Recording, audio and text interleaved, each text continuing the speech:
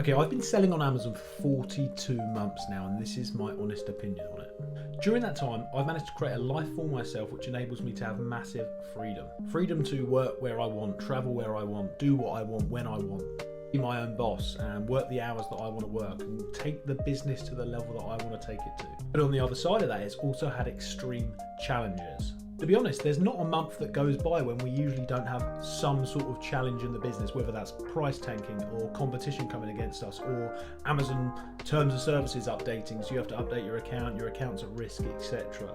If I could summarize the opportunity for new sellers in just a few words, here's what I would say.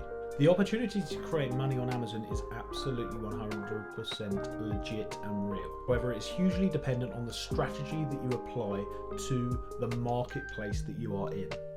Let me repeat that. The strategy you apply, online arbitrage, private label, whatever strategy you're doing, and depending on the marketplace that you go into, whether you're in the UK, you're in the USA, you're in Germany, etc., in Europe, that is what generally dictates your success.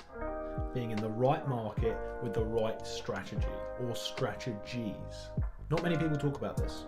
I believe it's absolutely possible to apply the right mindset to the wrong marketplace and the wrong strategy, wait for it, for you. Everyone has their own personal skills. Everyone has their own ways of doing stuff. And if the strategy that you want to work on doesn't correlate with the skills that you've got and the mindset that you've got, then you're not going to go far.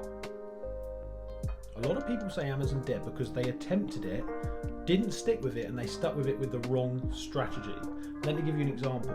Online arbitrage in the UK is a very low margin business in many ways, okay, because price tagging can be quite serious. However, that doesn't mean it's not the right opportunity for someone that's ready to scale that business up and has the right expertise and skills and mindset around the logistics side of things, okay? Automating that business to scale. Private label, for example, let's say in the USA, that's got a huge opportunity, but also you need to be fairly creative in that, and maybe you're going to need to be good at negotiating with your suppliers, finding suppliers, being creative with that product, and good at your PPC, okay?